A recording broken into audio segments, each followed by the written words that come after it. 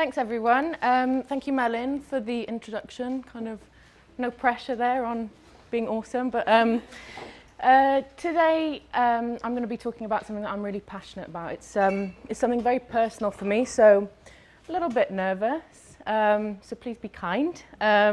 It's all about my experiences and how equality has played a part in my life and shaped how I live my life, how I do business in particular. And I think I just want to reiterate what Melin was saying about, the creative industry. I think because we all seem to be a bit more relaxed and we don't probably consciously think there's a problem, we still do business with people that are not like-minded, and we all have our own biases. So I'm going to cover a little bit about that in my talk today as well. So a little bit about me. I thought I'd put a nice picture up there. That is Mombasa Beach. That is where I grew up. I was born in Kenya. I lived in Kenya and Tanzania. My mum is Welsh and my dad is Greek. So in terms of equality and inequality, I experienced quite a lot, from financial inequality to racial inequality to gender inequality. And basically, I think it's really important for us to be having these conversations. I'm pushing myself out of my comfort zone. I don't tend to do an awful lot of talks like this unless I'm presenting about marketing specific things where, I've talked to audiences of 250 people about things that are related to marketing. But because this is something that I'm passionate about, I believe that we all need to be out there sharing our stories. I think the more we talk about things, the more we learn and the more we'll break down barriers. In terms of my background, as Melin said, I now run Station Road. I co-founded it with my partner. It's been running for 3 years. But prior to that, I worked in agencies. I've worked with awesome people at some really great agencies and some not great agencies too. I think the world of work really opened my eyes even further to equality. And maybe I was a little bit naive as well when I first started out, that everyone would have a fair punt at work. The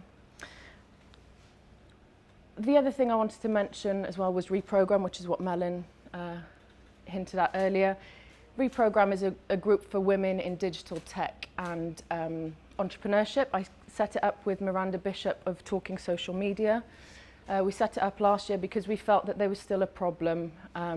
I know some people have said to us, well, actually, you're creating a group full of women who are going to sit there and make the problem worse. The perception is that we'd sit there and moan, and actually, it's all about people taking action. We had an event last night, which was great, and we all got to sit around and share experiences.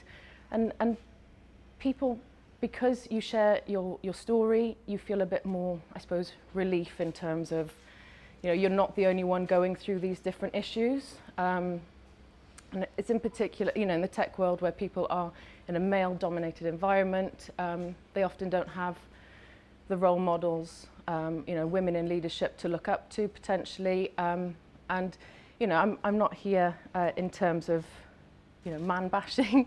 I'm here to talk about the F word, which is all about fairness for me. It's not about feminism per se.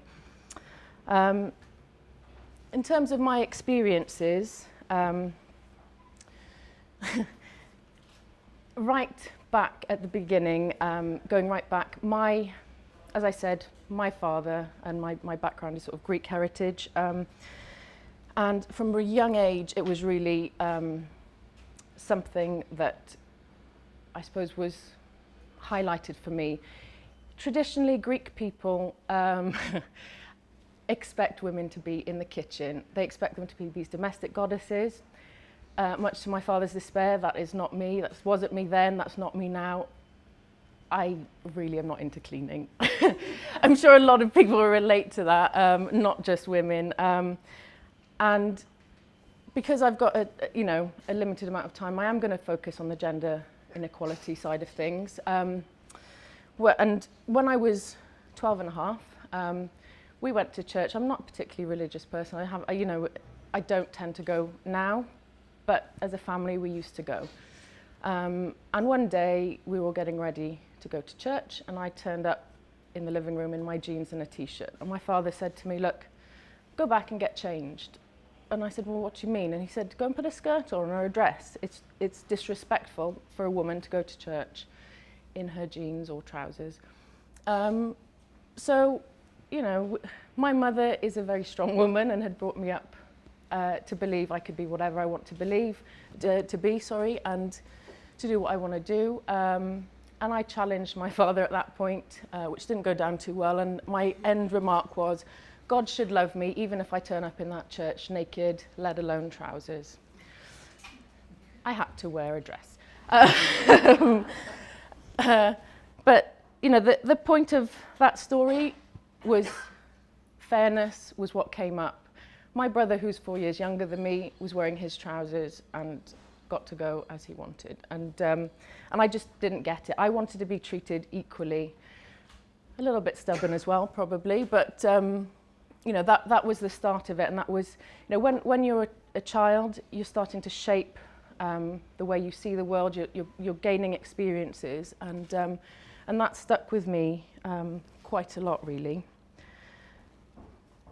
The next point, fast forward to 2007, and in one of my first jobs, I had a contract that said, you will wear high heels and makeup to client meetings. Yeah, you couldn't really believe. I mean, I was just shocked. I was in shock, and I thought, what in the 2000s here? Like, this is bonkers. It'd be unheard of now. There'd be a raft of HR issues that would come out, you know, from that. I looked at my male colleagues' contract, and most people don't read the fine print of all of that. And it was there in black and white that they had to dress in a professional manner. I don't see why that didn't apply to me.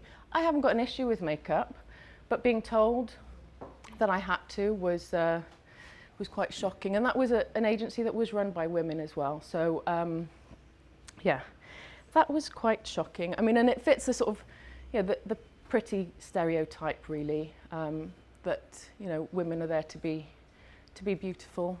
And it's still happening.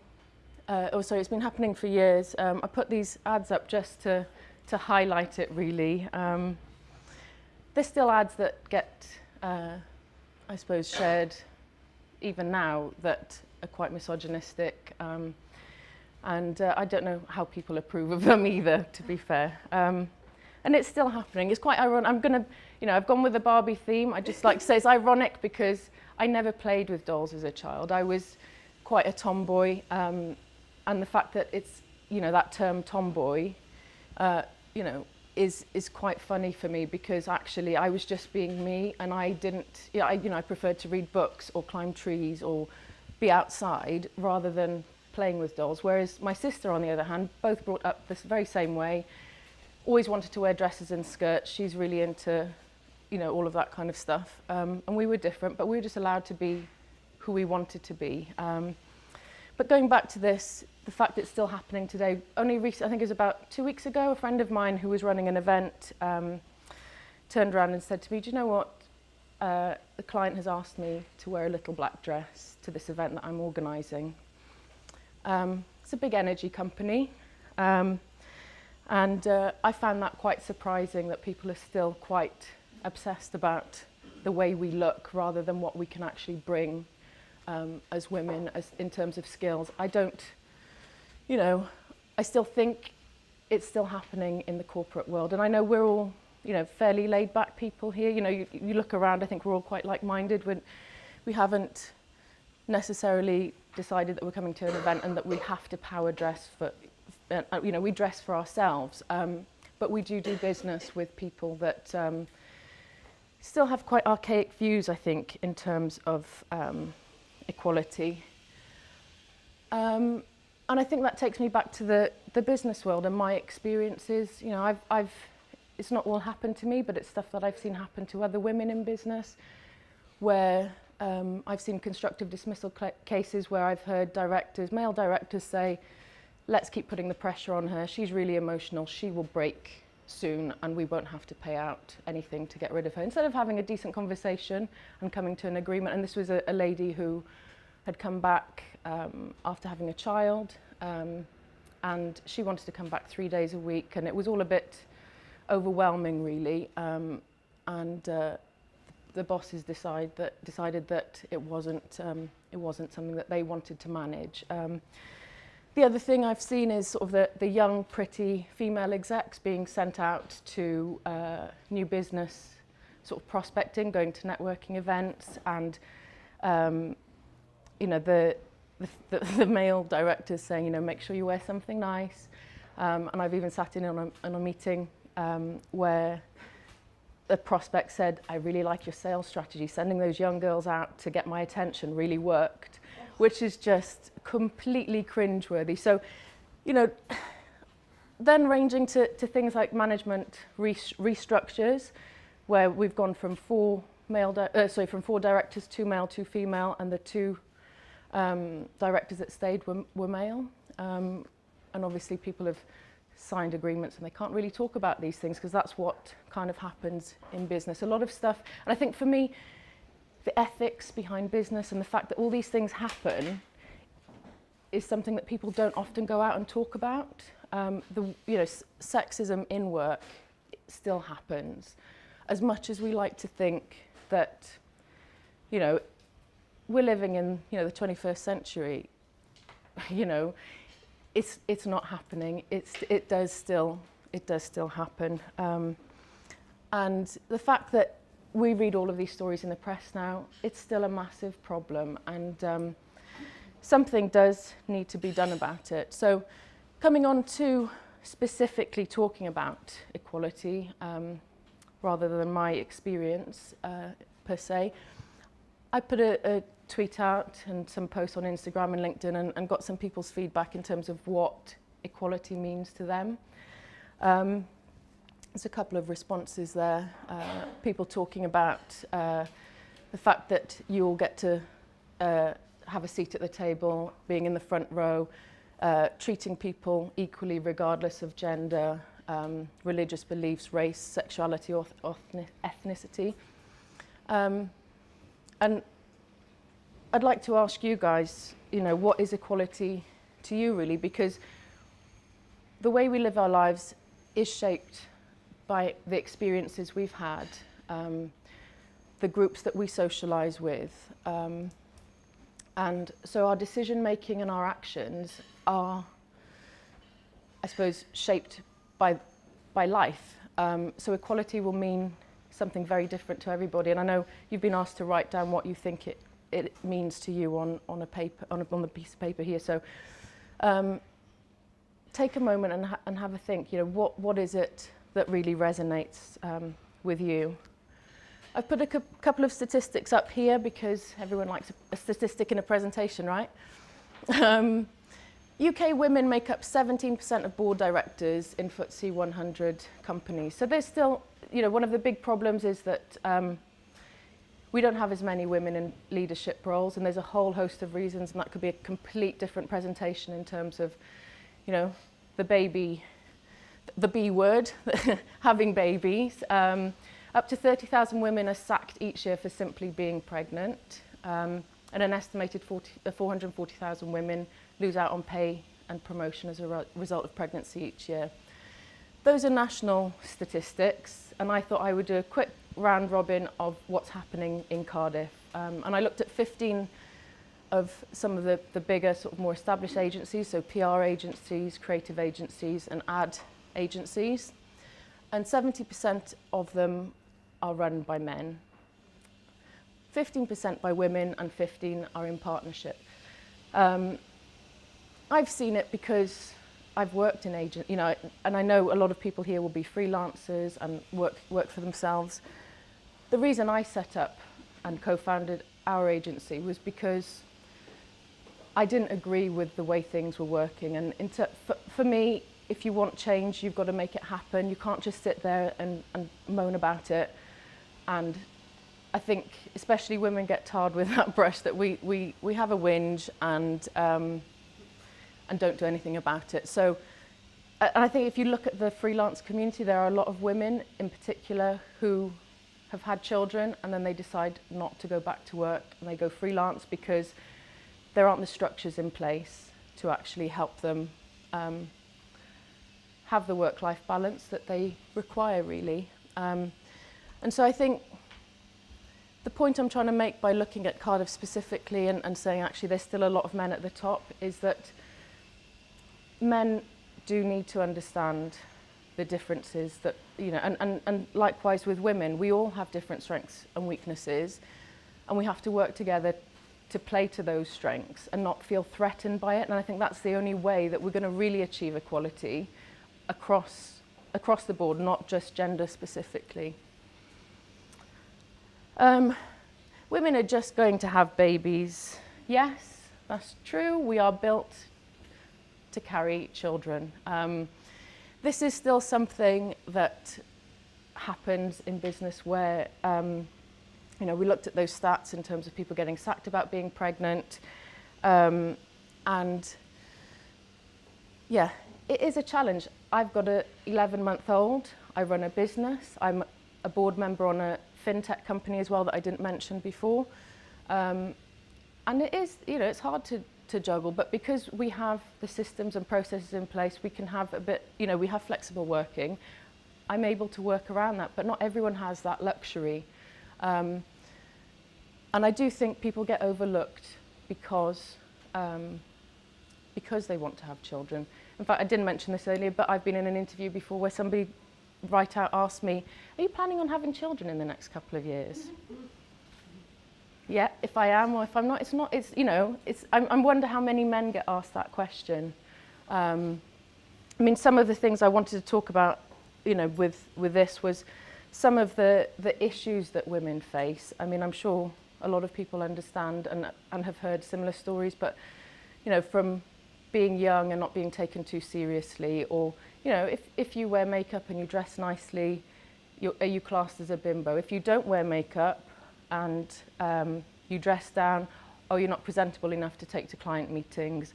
You know, these are things that people have said to me. And I mean, the baby thing is the biggest one, especially when we look at leadership and women in senior roles. I know it sounds as if I'm going a bit extreme on this. There are agencies and organisations out there that do an awful lot to support women in business.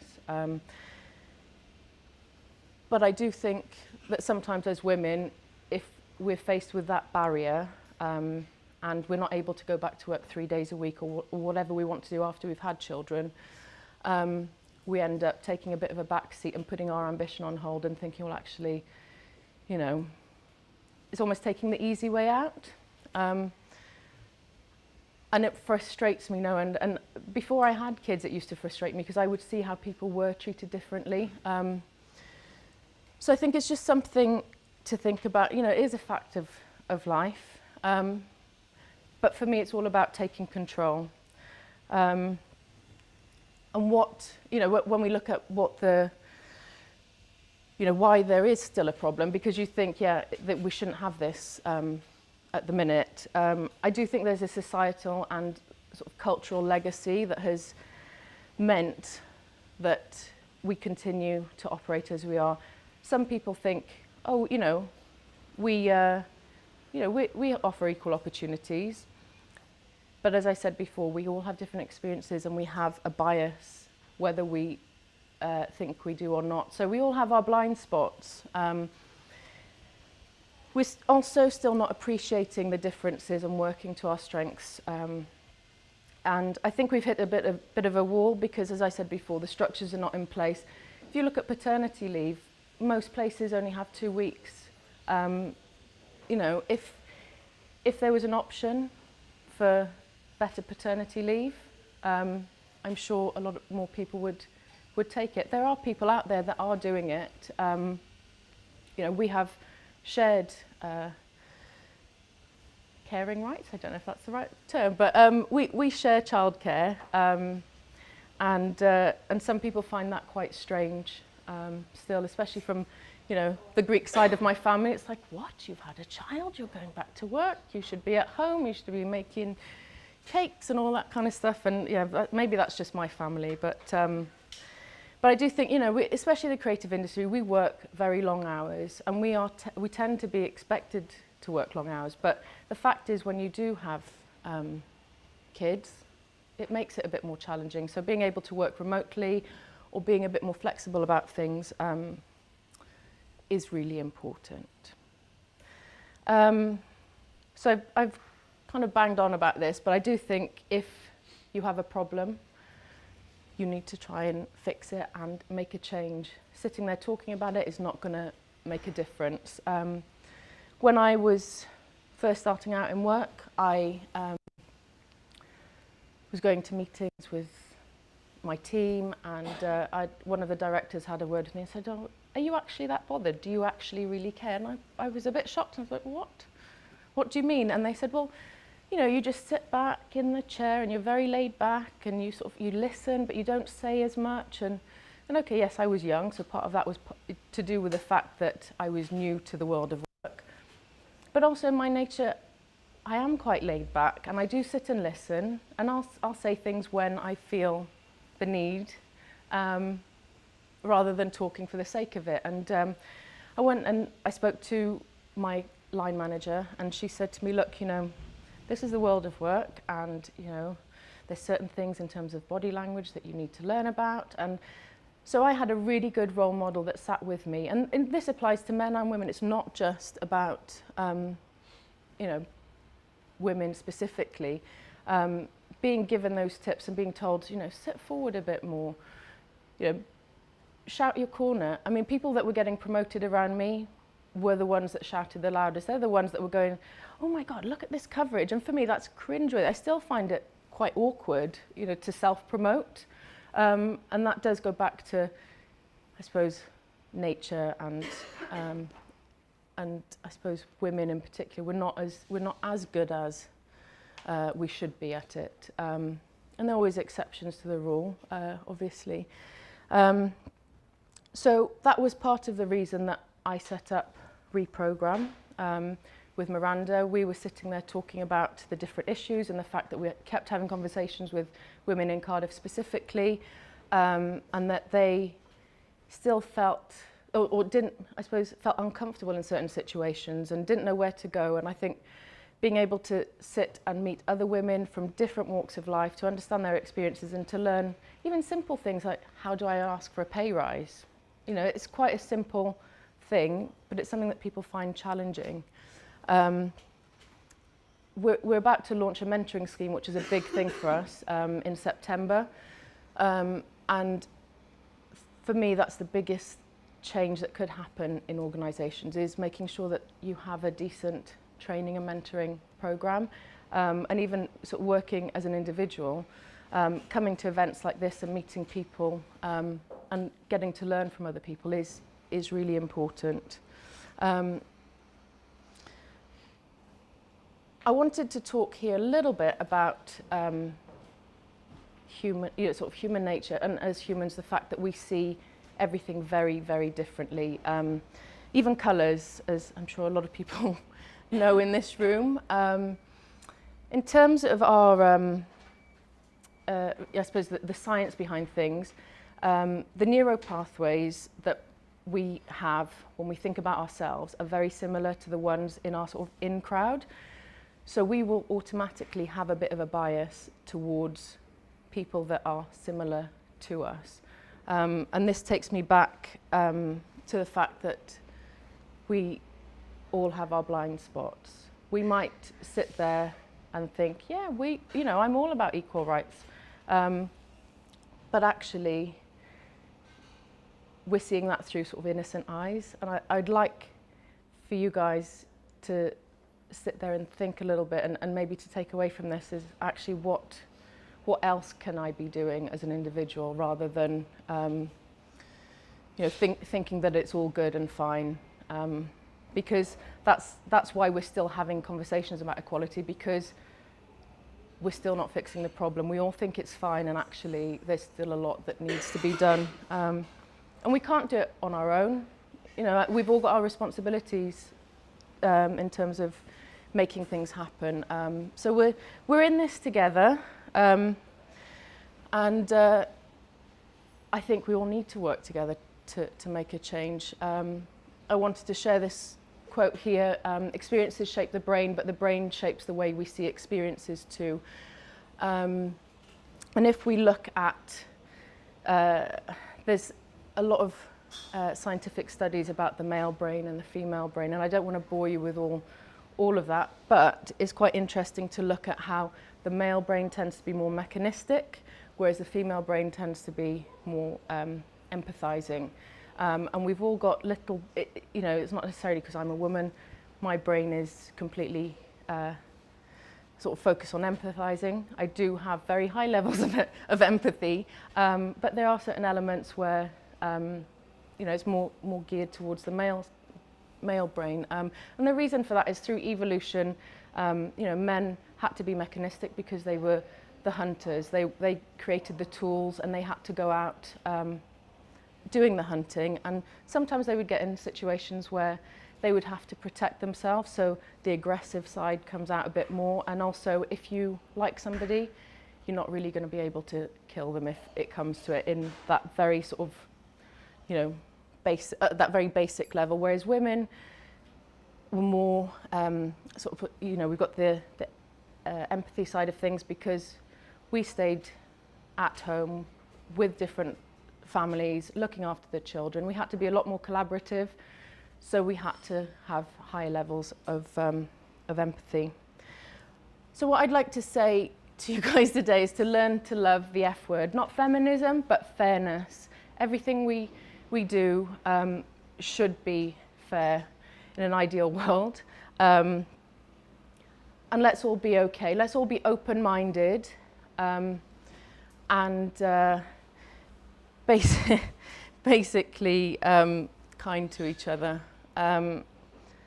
We need to appreciate individuality and work together to take control.